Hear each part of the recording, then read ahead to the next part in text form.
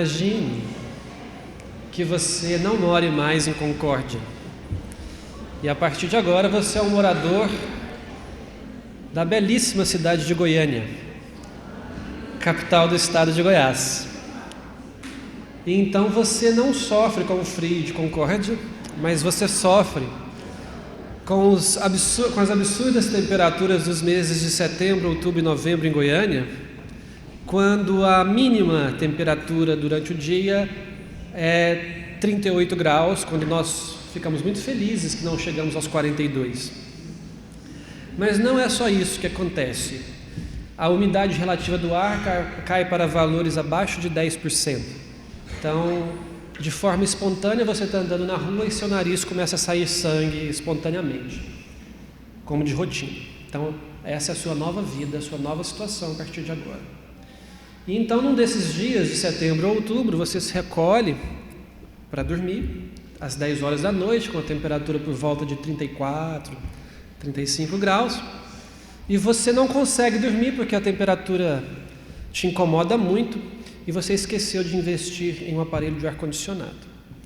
Então você está na sua cama, rolando de um lado para o outro, suando, e você se esquece lá pelas 2 da manhã de ter trazido um copo ou uma jarra de água para a beira do seu leito, para que você possa se refrescar durante a madrugada. E então você está com muita sede. A sede é tanta que ela te tira da cama, e você resolve fazer o percurso do seu quarto até a cozinha para pegar aquela garrafa de água gelada na geladeira, refrescante. Só que você acha que conhece muito bem o caminho do seu quarto até a cozinha e você não acende a luz e vai no escuro. Só que você se esquece no caminho que o dedo do seu pé é apaixonado pela quina da sua mesa. E eles têm um caso de amor eterno, inseparável, e nada que você possa fazer impedirá deles se unirem num amplexo e num beijo no meio do caminho do quarto até a sala. E então o seu dedo maior, o seu dedão do pé, beija carinhosamente a quina da sua mesa de madeira. E isso é uma cena tão emocionante que arranca lágrimas dos seus olhos. Mas você persiste, achando que você também vai encontrar o seu grande amor, que é a jarra de água, e vai até a geladeira, traz a água, esquece daquele beijo entre o seu dedo e a quina de madeira e dorme. E no dia seguinte, quando você acorda, o seu dedo está rubro de amor. E a situação é assim, ele pulsa de felicidade. Mas por que isso aconteceu? Porque à medida em que o seu dedo foi invadido por uma pequeno fragmento de madeira, esse fragmento continha inúmeros invasores indesejáveis. Inúmeras bactérias que habitavam aquele fragmento de madeira, romperam a sua primeira barreira de defesa, que é a sua pele, e eles tiveram acesso ao seu corpo físico. Então a primeira linha de defesa foi superada. E a partir de então, uma linha de defesa secundária começa a agir através de um radar de busca e sensibilidade, de um sistema de alerta de que algo está errado, de que algo nos invadiu, algo te invadiu.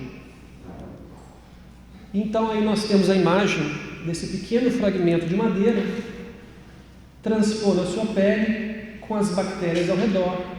E logo a seguida nós temos um vaso sanguíneo, uma veia, por onde corre o seu sangue, as suas células de defesa. As hemácias, que são as células vermelhas que transportam oxigênio, mas temos também as células brancas, que nós chamamos de leucócitos, que são as células de defesa. E vejam que aqui, na primeira imagem, o espaço entre uma célula e outra da veia é diminuto. Mas as bactérias liberam sinais químicos, pequenas substâncias, que têm um efeito de dilatar e abrir esses poros das veias e permitem que essas células de defesa se espremam por entre esses espaços e adrentem o espaço onde as bactérias se encontram. E a primeira célula que faz isso, o nosso grande soldado da linha de frente, é essa célula gigante aqui na terceira coluna, que se chama macrófago. Macro, grande. Fago, alimentação, digestão, engolir. Então é uma grande célula devoradora. Essa célula, o macrófago, ele nada mais é do que essa outra célula aqui, o monócito.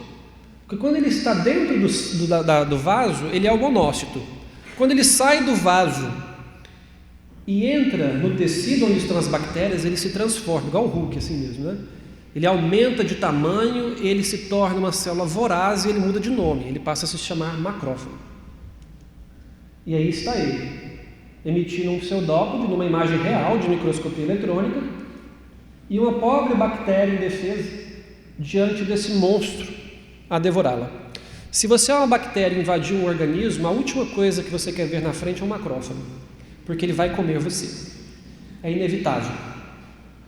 Então, essa é uma imagem real da nossa primeira linha de defesa em ação. Como eu disse, o macrófago, ele é o monócito modificado, ativado. Ali embaixo, circulado em vermelho, o monócito, ativado, macrófago. Mas de onde vêm essas células do sangue? Elas vêm lá da medula óssea, de dentro dos nossos ossos. Todas as nossas células do sangue são produzidas dentro dos nossos ossos. As hemácias, as plaquetas e as células de defesa. Por isso, quando a gente vai doar a medula óssea, a gente está doando as células jovens que vão se transformar em células do sangue para alguém. Então, olha lá em cima. Hematopoietic stem cell. O que é aquilo? Aquilo é uma célula-tronco. É uma célula que é capaz de se transformar em qualquer outra célula. Então, quando uma célula daquela se divide, o que ela faz? Ela se divide e se transforma numa outra célula-tronco que volta a ser reserva. Por isso que não esgota, a gente está sempre produzindo sangue. Ela se reproduz nela mesma. E a outra que se reproduz, ela sofre estímulos químicos que vão transformá-las ou do lado de cá, mieloide, ou do lado de lá, linfóide.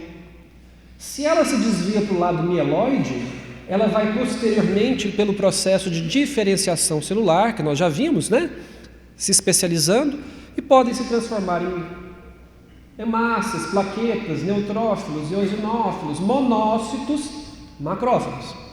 Se elas se dividem na linhagem linfóide, do lado de lá, elas vão se transformar nos famosos linfócitos, linfócitos T e linfócitos B. Certo? Difícil?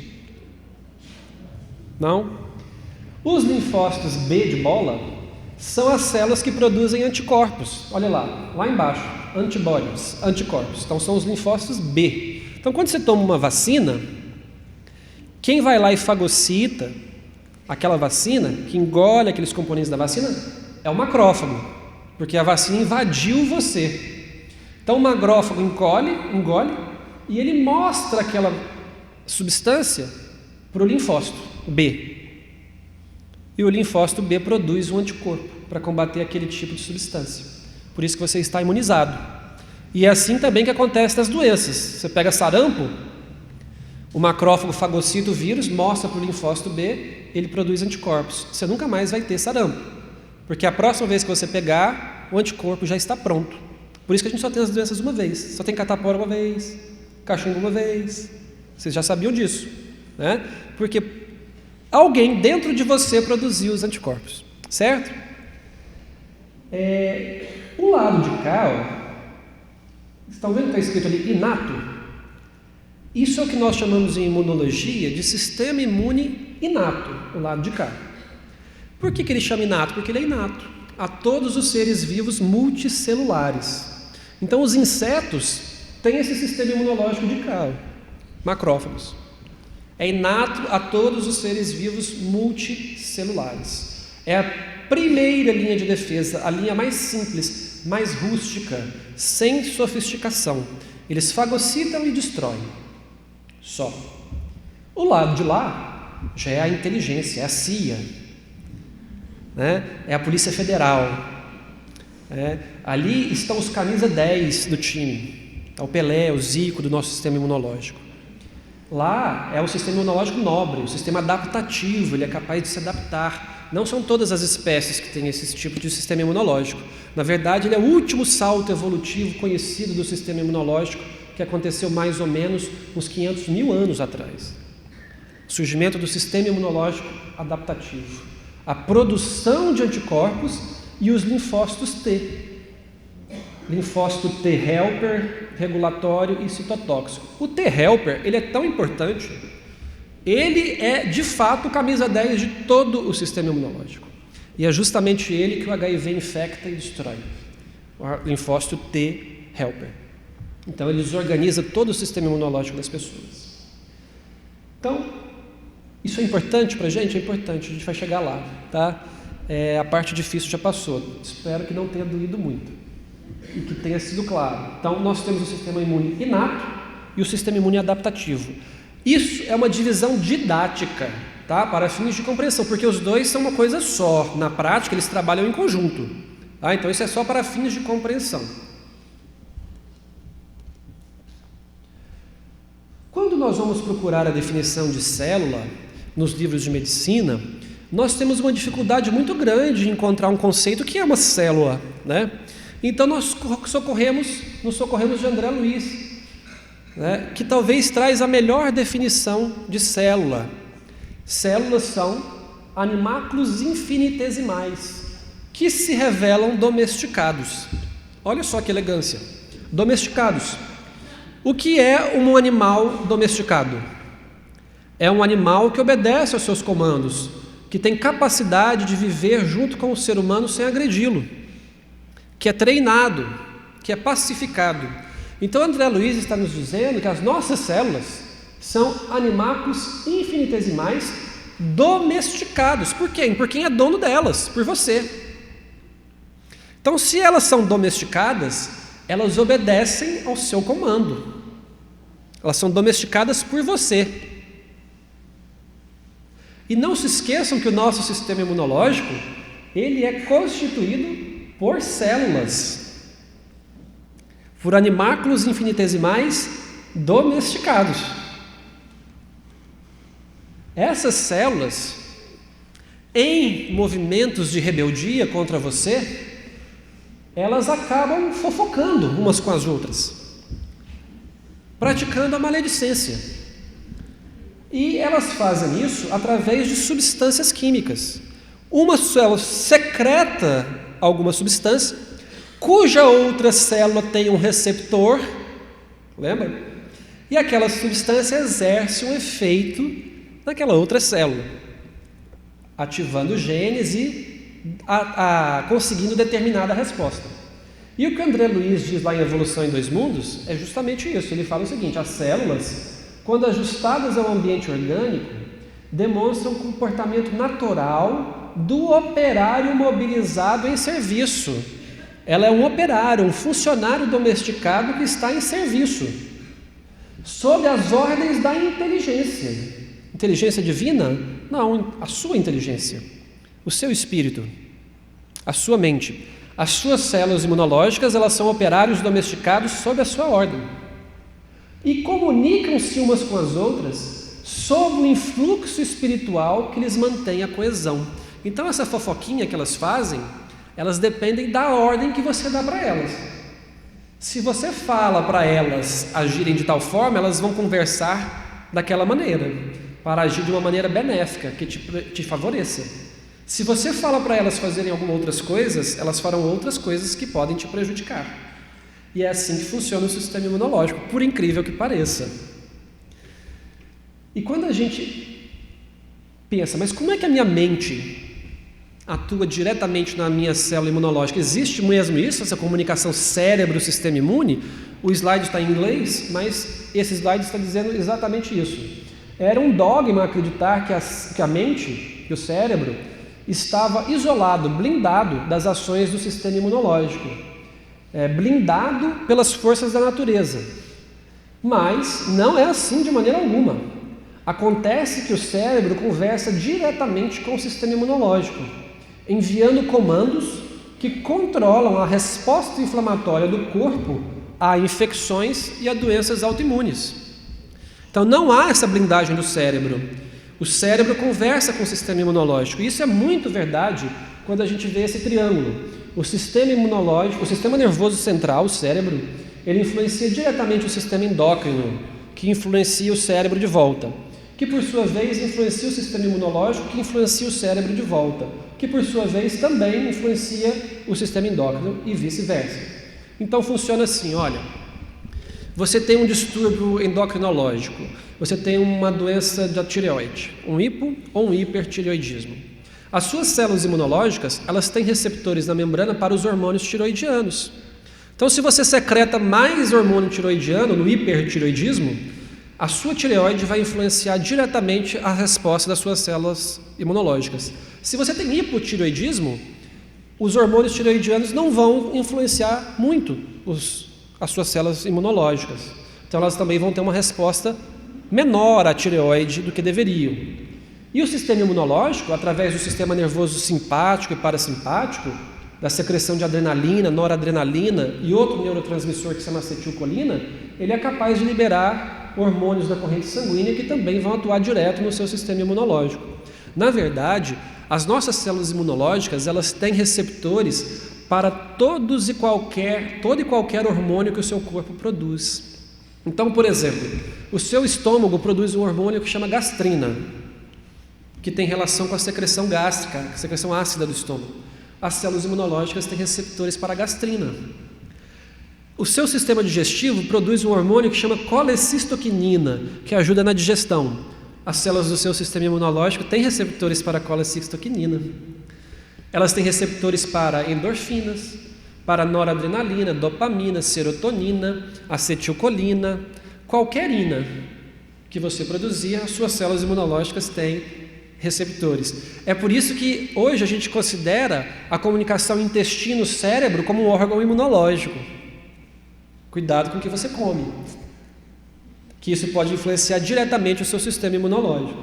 Então, esse triângulo, ele funciona como um órgão só, ele está interconectado. Não é possível estudar a função endócrina sem estudar a função cerebral, sem estudar a função do sistema imunológico. É o que a gente chama de neuropsicoimunologia. E lembrando que o cérebro também, dentro do cérebro, está a glândula-mãe, que é a hipófise, que produz hormônios como a ocitocina, nós vamos chegar lá, o ACTH, o TSH e etc. Então, tem relação direta. E o que influencia isso? São exatamente as nossas emoções. Então, emoções de raiva, emoções de ódio, de mágoa, surtos psicóticos de agressão, de agressividade, eles podem fazer com que diferentes hormônios caiam na sua corrente sanguínea e influenciem de maneira diferente o seu sistema imunológico. E emoções de alegria, de leveza, de bem-estar, por exemplo, a prática de exercício físico, quando você termina de fazer o exercício, você tem aquela sensação de bem-estar, aquilo ali derrama na sua corrente sanguínea diversas endorfinas, que são analgésicos naturais, serotonina, que são antidepressivos naturais, que atuam também na sua célula imunológica, estimulando-a, fazendo com que ela fique mais ativa, mais funcional. Já a tristeza faz o contrário, a depressão faz o contrário. Quem não conhece a história de um casal de velhinhos que ficou casado 70 anos, e aí de repente um desencarna, e o outro que era saudável desencarna 2 semanas depois, porque pega uma infecção que nunca teve, porque o sistema imunológico dele, diante da tristeza, da perda da companheira de 70 anos, ele fica triste, deprimido, e descarrega na corrente sanguínea vários hormônios, que nós vamos ver daqui a pouco, e o sistema imunológico para de funcionar, e ele pega uma pneumonia, ou um herpes zoster, que a gente conhece como cobreiro. Quem nunca passou pela situação de ver alguém que separou-se, que perdeu um parente, ou que está triste por 3 meses seguidos, e de repente aparece um quadro de herpes zoster?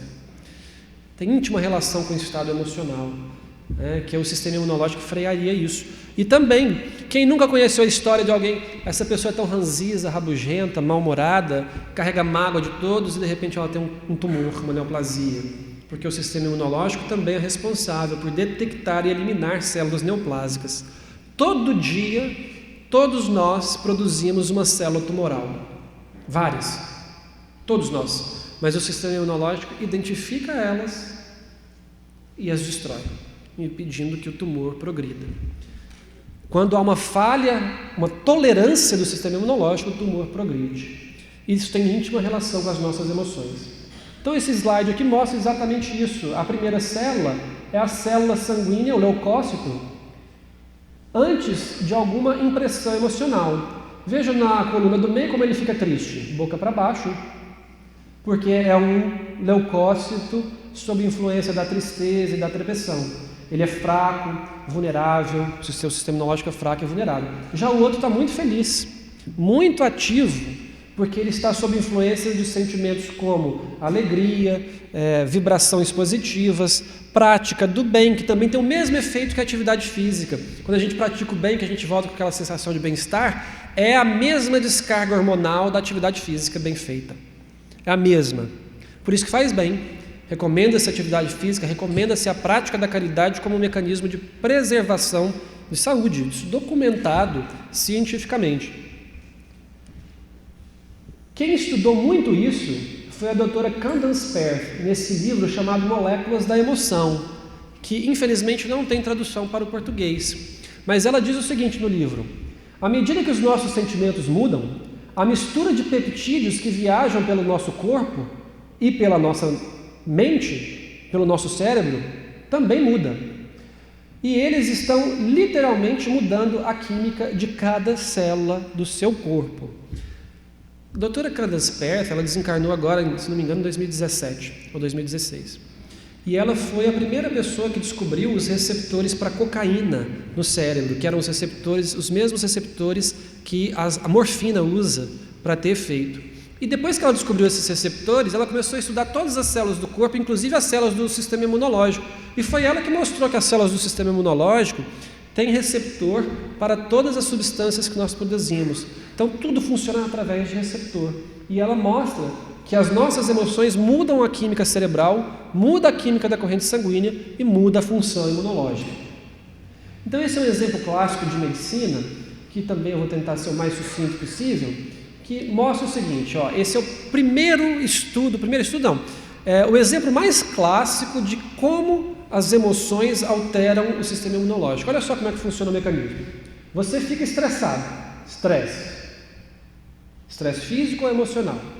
O seu hipotálamo, olha só, hipotálamos, produz uma substância chamada CRH.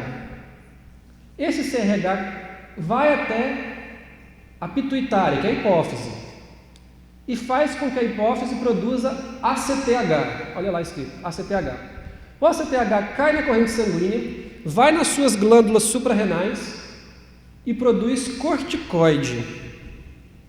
Então, a pessoa estressada, ela tem uma coisa que a gente chama de hipercortisolismo, excesso de corticoide na corrente sanguínea. O que os corticoides fazem com o sistema imunológico ali embaixo? Immune System. Está vendo que não é uma setinha?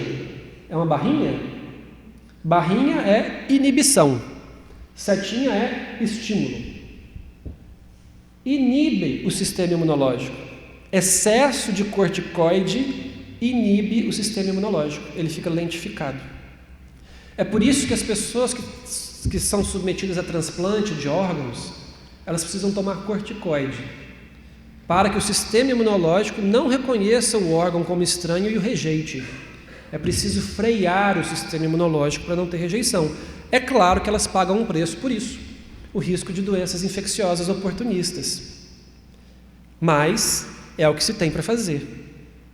Por isso que as pessoas com doença autoimune, as pessoas com lúpus, por exemplo, que usam corticoide, também precisam usar corticoide, porque você precisa frear o sistema imunológico. Porque o que é a doença autoimune? É o seu organismo agredindo você mesmo com anticorpos. Então você precisa frear isso, senão você não sobrevive. Ele te destrói. Então o corticoide freia as ações do sistema imunológico. Em que sentido? Em vários. Tanto quantitativamente quanto qualitativamente. Essas células ficam mais lentas, elas fagocitam menos, elas produzem menos anticorpos, porque você tem na gênese disso o estresse, que fez com que você produzisse excesso de corticoide. Além disso, olha só, lembra que eu falei do linfócito T, que ele realmente é o camisa 10, que é o que o HIV infecta? Lembra disso lá? Sistema imune adaptativo, moderno, elegante, né? É o último salto evolutivo do sistema imunológico. Olha o que acontece, o efeito dos corticoides nessa célula T. Então, vamos devagar, que essa parte aqui é bem técnica. Quando o linfócito T ele vai atuar na defesa do nosso organismo, isso didaticamente é muito mais complexo que isso, mas vou tentar simplificar, ele tem que se ativar, ele está em repouso, ele tem que se ativar, se tornar ativo. E quando ele se ativa, ele pode se ativar, olha lá em cima, vamos ficar só com aqueles dois de cima lá. Ele se ativa de forma TH1 ou TH2, todo mundo viu ali? Acontece que, em algumas situações, você precisa responder TH1. Se você responder TH2, você vai mal. Em outras situações, você precisa responder TH2. Se você responder TH1, você vai mal. Vai ficar grave, risco de vida. E os corticoides, eles alteram diretamente essa resposta. TH1, TH2, eles podem influenciar essa resposta. Mas as emoções também podem. Então, pessoas que têm prática de espiritualidade, não precisa ser de espiritismo, eu digo de espiritualidade, prática de atividade física, prática do bem, caridade, elas respondem de maneira mais adequada do que as outras. Quando elas têm que responder TH1, elas respondem TH1 mesmo. Quando elas têm que responder TH2, elas respondem TH2 mesmo. Então, olha um exemplo. Essa é uma doença, a mesma doença, em cima e embaixo. É uma doença de nome complexo, é uma doença de nome difícil, é uma doença que chama paracoccidioidomicose. É uma doença tipicamente brasileira, quase não existe em outros países. É um fungo, uma micose. Esse fungo é encontrado nas lavouras. Então, o slide de baixo, os dois slides de baixo, é uma pessoa que respondeu TH1. TH1 é bom para paracoccidioidomicose. É o que a gente quer que a pessoa responda. Então a doença ficou concentrada nos pulmões, ó. Essas duas manchas brancas ali no pulmão é doença localizada, só no pulmão. Ficou só ali no pulmão. E ali do lado de lá é um pedaço do pulmão no microscópio. É o que a gente chama de granuloma. Veja que o granuloma ele é um conjunto de o fungo no meio e as células de defesa ao redor. Veja que é um granuloma coeso, sólido, firme. Do lado de cima é a mesma paracoccidioidomicose, numa pessoa que respondeu TH2. Ela deveria ter respondido TH1. Talvez vocês não vão enxergar, porque eu acho que não vou conseguir mostrar aqui com esse slide, mas ali na tomografia a gente está vendo do lado de cá, ó, essa mancha cinza do lado de cá é o fígado, e do lado de lá a outra mancha cinza é o baço. Eles estão absolutamente tomados de fungo. Doença disseminada, gravíssimo. E você vê o granuloma, olha a diferença do granuloma, é um granuloma frouxo. Não é um granuloma coeso, a doença não é contida, por isso que ela se dissemina. Então isso aqui é um exemplo clássico de pessoas que responderam ao contrário, respondeu TH2. Isso acontece para várias doenças. Eu usei o exemplo da paracoccidioidomicose, mas isso acontece com a tuberculose, acontece com a hanseníase, pessoas que têm doença localizada ou doença disseminada. Certo? Pronto, acabou. Agora a gente entra no espiritismo. Tá bom? Doeu? Entenderam? Então, quando eu estava na faculdade de medicina, aliás, na faculdade não, na residência em infectologia, eu passei por um momento de oscilação da fé. Eu fiquei meio cético com essas coisas de espiritismo, né? Fiquei muito cientista. Então, eu não acreditava muito assim que... como é que eu vou pegar gripe ou não por causa do que eu penso? Quer dizer, é um vírus. Se o vírus entrar em mim e eu não tiver anticorpo, eu adoeço e pronto. Se eu tiver anticorpo, eu não adoeço. Mas aí depois eu fui sendo puxado de volta, né, para o caminho reto, e aí eu comecei a entender que tem tudo a ver, né? E André Luiz que me convenceu, porque olha só o que ele fala lá, Ação e Reação, capítulo 19.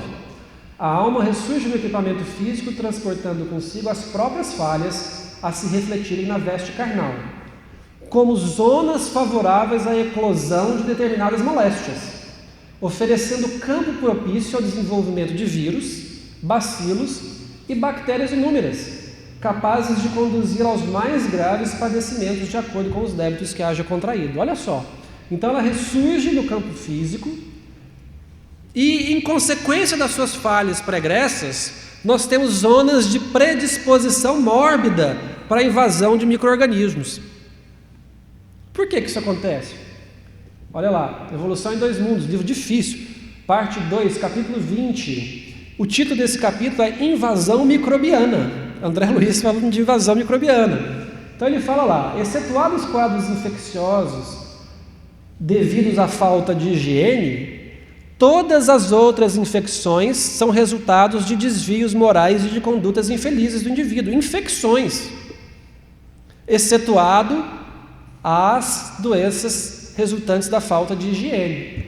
Então nós criamos depressões em nós mesmos com os nossos pensamentos. Isso causa rupturas nos pontos de interação entre o corpo espiritual e o veículo físico, rachaduras na coesão perispírito-corpo físico. E isso permite a insinuação do assalto microbiano ao qual estejamos mais particularmente inclinados de acordo com o nosso passado. Então doenças como a tuberculose, a hanseníase, a brucelose e várias outras conseguem achar um espaço propício para a penetração. É por isso que algumas pessoas são expostas ao mesmo micro-organismo ao mesmo tempo, uma adoece, a outra não. Porque uma delas tinha uma predisposição mórbida para aquilo e a outra não tinha. Verificada a disfunção, toda a zona atingida pelo desajustamento se torna passível de invasão microbiana. Porque as sentinelas naturais, quem são as sentinelas naturais? As nossas células de defesa. Porque as sentinelas naturais não dispõem de bases necessárias à ação regeneradora que as compete, permanecendo muitas vezes em derredor do ponto lesado. Desarticulado, pois, o trabalho sinérgico das células, nesse ou naquele tecido, aí se interpõem as unidades mórbidas. É como se aquela fofoca entre as células, aquela coesão, não existisse mais, elas não conversam mais. Elas ficam igual barata tonta, ao redor do invasor, e não sabem como agir em equipe. Porque o sistema imunológico funciona em equipe. Cada célula tem a sua função. Então isso desarticula a coesão das células. E quem está falando isso é André Luiz. E ele está falando isso em 1963. Em 1963. E quem escreveu o livro foi um médium que estudou até a 4ª série. E ele traz conceitos de imunologia que muito estudante de medicina não sabe. Eu acho que essa é a 40ª, 90ª, 80ª vez que eu faço essa palestra. Em todas as vezes, tem um estudante de medicina, aqui tem algum? Que me pergunta, que me comenta: eu aprendi imunologia nessa aula, porque na faculdade eu não tinha entendido isso. Em todas, aqui vai ser a primeira vez que isso não vai acontecer. E André Luiz, via Chico Xavier, traz esses conceitos extremamente profundos de imunologia. Então, as doenças infecto-contagiosas, elas são mais um grupo de doenças que tem relação direta com os nossos pensamentos, porque as nossas células de defesa são animáculos infinitesimais domesticáveis. E se nós trazemos esses campos de ruptura perispiritual, o assalto microbiano acontece e elas não têm a coesão, a coordenação. Parece Brasil e Alemanha, sabe? Brasil contra a Alemanha. É como se o 7-1, como se o seu sistema imunológico fosse o Brasil. Dá tudo errado, né? Mas, para nossa sorte, a corrigenda está em você mesmo. Você mesmo. Então ele completa lá no livro Ação e Reação, no capítulo 19, que apesar de tudo isso, o espírito também carrega consigo as faculdades de criar no próprio cosmo orgânico todas as espécies de anticorpos, imunizando-se contra as exigências da carne. Faculdades essas que pode ampliar consideravelmente pela oração. Olha a oração de novo, influenciando as suas células de defesa. E nós não acreditamos, né? A gente acha que fazer prece é uma coisa assim, vou fazer prece, mas vou fazer porque tem que fazer. Mas olha lá a prece. Pelas disciplinas retificadoras a que se afeiçoe, pela resistência mental ou pelo serviço ao próximo com que se atrai preciosos recursos em seu favor. Não podemos esquecer que o bem é o verdadeiro antídoto do mal.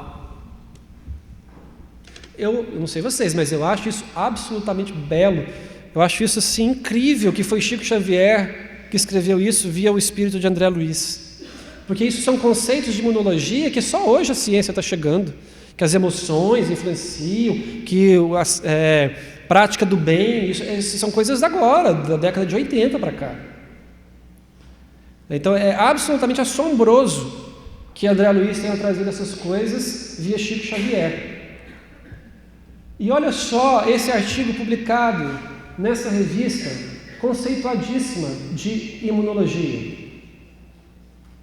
O sistema imunológico e a felicidade.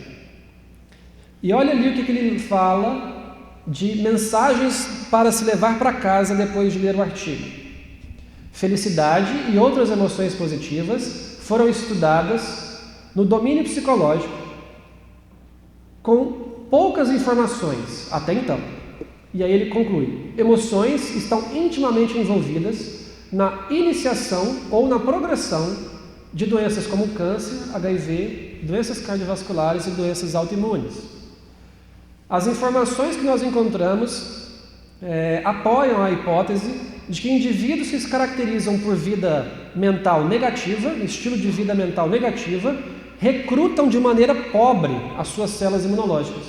E por isso estão sob risco de doenças mais do que as pessoas que têm estilo de vida positivo, otimista. Isso detectado através de dosagem de hormônio. Dosagem quantitativa e qualitativa. Ele não acha isso, ele mostrou isso. Isso é uma evidência científica. Pessoas que têm estilo de vida de bem-estar, que buscam ideias de desenvolvimento pessoal, de crescimento pessoal, que buscam um propósito, um engajamento na vida, têm biomarcadores sanguíneos de função imunológica eficiente. Eles dosaram isso. Então o sistema imunológico tem íntima relação com isso. Além disso, outros tipos de prática de espiritualidade, porque isso não é exclusividade do espiritismo, também têm os mesmos resultados.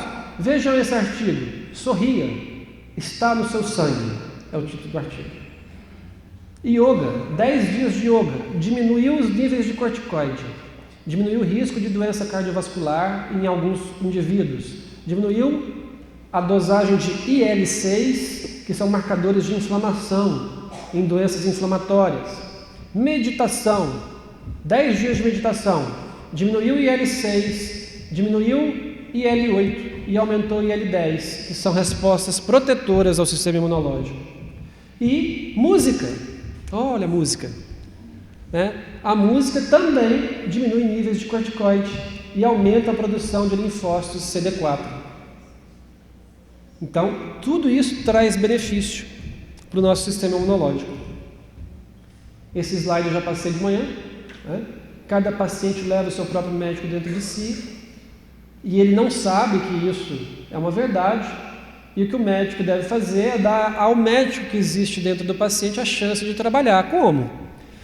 Nos consultórios, a gente pode fazer isso estimulando o paciente a ter práticas saudáveis, inclusive praticar a caridade. Os meus pacientes portadores de HIV, quando eles chegam no consultório a primeira vez, e eu acho que a primeira consulta é a mais importante de todas, é quando você consegue ganhar a adesão do paciente ao tratamento, porque convenhamos, não é fácil tomar remédio todos os dias, para o resto da vida. Exige uma disciplina. Quem toma remédio para pressão, aqui, para colesterol, sabe que é difícil, você tem que ficar lembrando, é uma coisa que te prende. né? E os pacientes portadores de HIV tomam remédio para o resto da vida. E muitas vezes, nas consultas, eu peço que eles se engajem em um trabalho voluntário, qualquer um, sem vínculo religioso, o que você quiser fazer. Você pode visitar um asilo, cuidar de alcoólatras anônimos, você pode cuidar de crianças abandonadas, órfãs, você pode visitar uma creche, você pode fazer o que você quiser, mas é importante que você faça alguma coisa, porque a resposta ao coquetel no sistema imunológico é maior em quem faz isso, tem trabalho mostrando isso, pasmem. A resposta ao coquetel é maior em quem tem prática de espiritualidade nos pacientes portadores de HIV. Então você precisa dar a chance desse paciente trabalhar para o benefício dele mesmo. E olha que frase simbólica. Quando o doente é mais forte que a doença, o médico não precisa fazer nada, porque o médico que está dentro dele vai conseguir fazer tudo o que ele precisa. Quando a doença é mais forte que o doente, também não adianta o médico fazer nada, que a doença vai vencer o doente. Mas, quando a força entre a doença e o doente se equivalem, a atuação do médico é decisiva para pender a balança para um lado ou para o outro. Daí a responsabilidade dos profissionais de saúde, não só médicos, de qualquer terapeuta, fisioterapeuta, enfermeira, psicólogo, dentista, nutricionista. Tem uma responsabilidade muito grande. Os fisioterapeutas não sabem, mas se eles soubessem o impacto que a imposição das mãos que eles fazem tem, eu estaria desempregado. Os médicos não teriam espaço, porque o fisioterapeuta tem contato direto, manual com a pessoa. Ela pode dar um passe na pessoa. Tudo bem que às vezes a gente dá o estetopasse, né? Põe o estetoscópio e faz uma prece, né? É o estetopasse.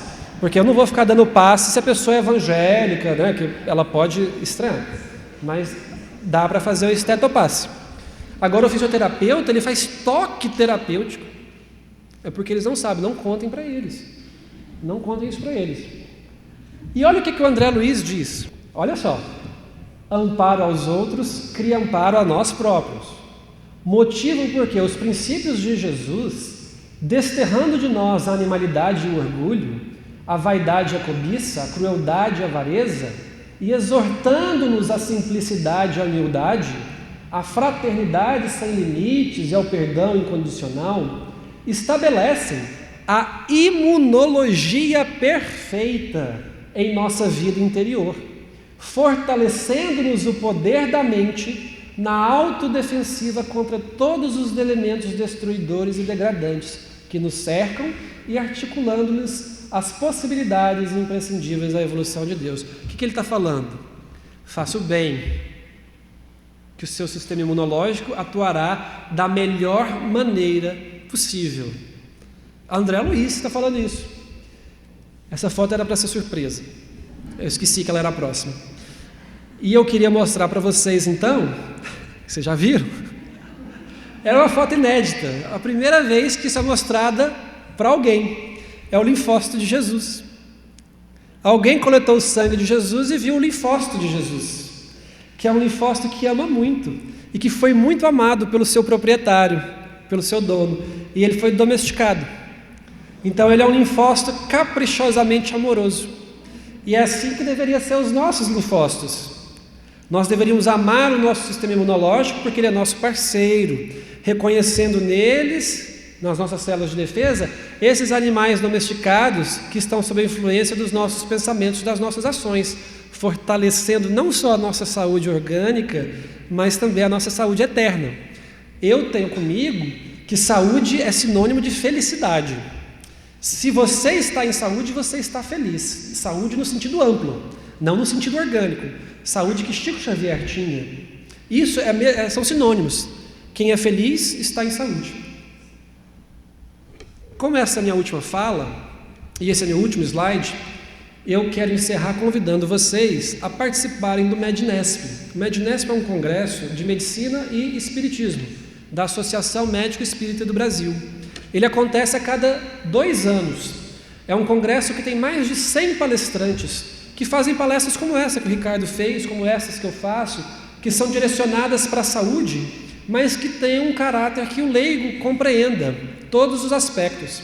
Como eu disse, ela acontece a cada 2 anos, Em 2015, por curiosidade, ela foi em Maceió, sob coordenação do Ricardo, que coordenou esse congresso. Em 2017, por coincidência, ela foi em Goiânia, cujo coordenador foi eu. Nós ativamos genes, né, Ricardo, que embranquecem os cabelos nesses 2 anos de preparação. Nós adoecemos porque nós ficamos tão estressados que o nosso sistema imune não respondeu adequadamente. Mas agora nós vamos ao Piauí em 2019, né? Aliás, foi 2013 em Maceió, 2015 em Goiânia, 2017 no Rio e agora 2019 no Piauí. E eu os convido a participar, as inscrições já estão abertas, o congresso é maravilhoso. Alberto Almeida, Sérgio Lopes, Décio Iandoli, Ivênia, todos os palestrantes internacionais com tradução simultânea.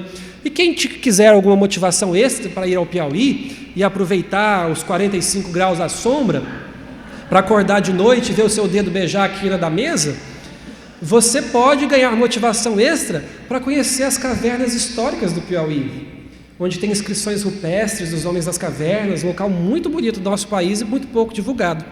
Então compareçam a esse congresso, é um banho de medicina e espiritualidade que a Kátia Marabuco, da AME Piauí, está organizando com muito carinho. Espero que ela não fique grisalha e adoeça, né? Então eu agradeço à cidade de Concórdia, agradeço ao estado de Santa Catarina, né, e à Federação Espírita Catarinense, na pessoa da Esther, por esse convite. Agradeço a todos vocês pela atenção, pela paciência de terem me ouvido falar temas tão complexos e difíceis, e desejo que tenham um sistema imunológico sempre ativo, né, sempre otimista, e que cresçam cada vez mais como espíritos e em saúde.